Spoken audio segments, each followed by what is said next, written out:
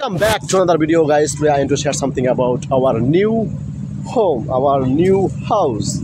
Guys, এখানে বাড়ি করা হচ্ছে না, তবে আমার এই দিকে তোমরা দেখতে পাচ্ছ পেজ রাস্তা, এখানে অনেক শব্দ হচ্ছে মেশিনে। চলো আমাদের নতুন বাড়িতে যাই। ওখানে এই যে নেট দেওয়া দেখতে পাচ্ছ বন্ধুরা, এই নেট দেওয়ার ওই পাশটা আমাদের নতুন বাড়ি। চলো ভিতরে গিয়ে তোমাদেরকে দেখাই নতুন বাড়িতে আসলে কি কি আছে। বন্ধুরা, চলে আসলাম আমাদের নতুন বাড়িতে। এখানে দেখতে পাচ্ছ এখন শীতকাল এসেছে, তাই গ্রামে যেটা হয় বেয়ার কাটার সিজন, বেয়ার কাটা হচ্ছে। এটা কিছুদিন আগে কেটেছি। এদিকে দেখো বন্ধুরা, এদিকে দেখো অনেক সুপারি গাছের চারা এখানে লাগানো হয়েছে। বর্ষার সিজনে সেই চারাগুলো আমরা তুলে লাইন কেটে অন্যত্র লাগিয়ে দেব, রোপণ করবো আর কি বন্ধুরা। আর এই যে দেখতে পাচ্ছ এখানে আমরা ঘর তুলব কিছুদিনের মধ্যে। এখন এখানে কাঁচামরিচ চারা লাগানো হয়েছে এবং অন্য অন্য সবজি দেখা হচ্ছে, যেমনটা তোমরা দেখতে পাচ্ছ বন্ধুরা। এবং এদিকটা যদি দেখানোর চেষ্টা করি, এখানেও বেড় কাটা হয়েছে যাতে বর্ষাকালে এদিকটাতে, এটা দেখতে পাচ্ছ তোমরা, দেখো এখানে প্রচুর পরিমাণে ধান ক্ষেতের, যেদিকে চোখ যায় সেদিকে ধান ক্ষেত দেখা যাচ্ছে। তো বর্ষাকালে অনেক পানি ওঠে, যেহেতু এটা একদম মেইন রাস্তা এবং ধান ক্ষেতের পাশাপাশি, এজন্য এই সিজনে প্রতি বছর তোমার পুকুর কেটে পাড়টা উঁচু করে দিতে হয়, যাতে করে মাছ বেরিয়ে না যেতে পারে যখন পানি বেশি হয়।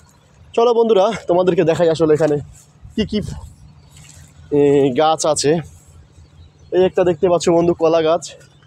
এখানে একটি কলা গাছে দেখো বন্ধুরা, কলা গাছের মোরসা, বরিশালের আঞ্চলিক ভাষায় বলে মোরসা, মোরসা ধরেছে। চলো ওই দিকটায় যাই। চারপাশ দিয়ে নেট দিয়ে বেড়া দেওয়া হয়েছে বন্ধুরা, কারণ এখানে অনেক গাছ আছে। তোমরা দেখতে পাচ্ছ আম গাছ, সুপারি গাছ, এখানে জাম গাছের চারা আছে একটা। এই যে নারকেল গাছ দেখতে পাচ্ছ বন্ধুরা, রেন্টি গাছের চারা আছে এখানে। তো এগুলো গরু এবং ছাগলে যাতে নষ্ট না করে সেজন্য এটা বেড়া দেওয়া হয়েছে। এখানে দেখতে পাচ্ছ বন্ধুরা অনেকগুলো কলা গাছ। এখানে একটি আমড়া গাছ আছে বন্ধুরা, তোমরা দেখতে পাচ্ছ। আমি এখানে মালটা গাছ আছে বন্ধুরা, এবং ওই একটি নারকেল গাছ, এখানে আরও একটি নারকেল গাছ আছে। এবং এই খেজুর গাছটা বন্ধুরা স্পেশালি এটা হলো তোমার সৌদি আরবের যে খেজুর, আজুয়া খেজুর, সেই খেজুরের বীজ এখানে লাগানো হয়েছে। আল্লাহ জানেন এটা ভবিষ্যতে কত বড় হয় এবং বড় হওয়া পর্যন্ত টিকে থাকে কিনা, এবং খাজুর হয় কিনা সেটা একমাত্র আল্লাহই জানেন। বাংলাদেশে আজুয়া খেজুর গাছ হয় কিনা সেটাও আমার জানা নেই, কিন্তু এই গাছটা কিন্তু হয়েছে। এবং এখানে আরও অনেক খেজুর গাছ আছে, নারকেল গাছ এখানে প্রায় 40টার মতো এই বাড়িতে নারকেল গাছ রোপণ করা হয়েছে বন্ধুরা। বন্ধুরা ওই পাশটাতে যদি দেখাই একটু, ওখানে অনেকগুলো আরও কলা গাছ রয়েছে এবং এই পুকুরের পানি একদম এরা সেচা হয়েছে কিছুদিন আগে। অনেক মাছ ধরা পড়েছে, বিশেষ করে আমাদের বরিশালে যে মাছগুলো ধরা পড়ে তা হলো কোরাল, বোয়াল, বেশি এটা বিভিন্ন কার্ভ জাতীয় মাছ বেশি ধরা পড়ে পুকুরে। বন্ধুরা এখানে একটি বাদাম গাছও রয়েছে, তোমরা দেখতে পাচ্ছ কিনা। তো এই ছিল আসলে বন্ধুরা আমাদের নতুন বাড়ির বর্তমান অবস্থা। যেহেতু এখন শীতকাল, ধান কাটার উৎসব, নবান্ন শুরু হয়েছে, তাই চারপাশটা এমন দেখাচ্ছে। কিন্তু যদি বর্ষাকালে দেখাই বন্ধুরা তোমাদেরকে, আমি এখন এখানে যে শার্ট প্যান্ট জুতো পরে এসেছি, কিন্তু বর্ষাকালে এখানে এভাবে আসা সম্ভব হবে না, কেননা তখন পানি থাকবে কিছুটা এবং এইসব জায়গার প্রায় পানি ছুঁই অবস্থা থাকবে।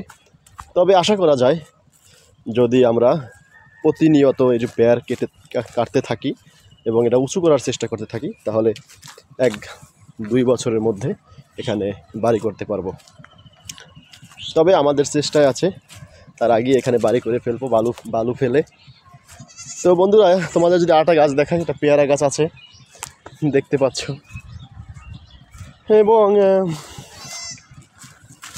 এই রেন্টি গাছগুলো এগুলো কেটে দেওয়া হয়েছে ডালগুলো রেন্টি গাছের,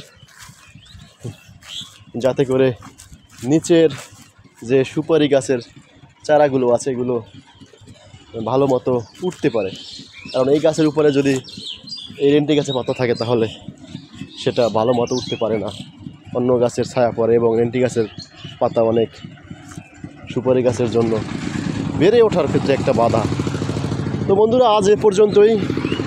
পাশে মেশিন চলতেছে, ধান মারাইয়ের অনেক শব্দ হচ্ছে। আজ এ পর্যন্তই, বাই বা টাটা। ভালো থাকবে, সুস্থ থাকবে এবং ভিডিওটি যদি ভালো লেগে থাকে অবশ্যই একটি লাইক দাও এবং তোমার বন্ধুদেরকে দেখার জন্য সুযোগ করে দাও।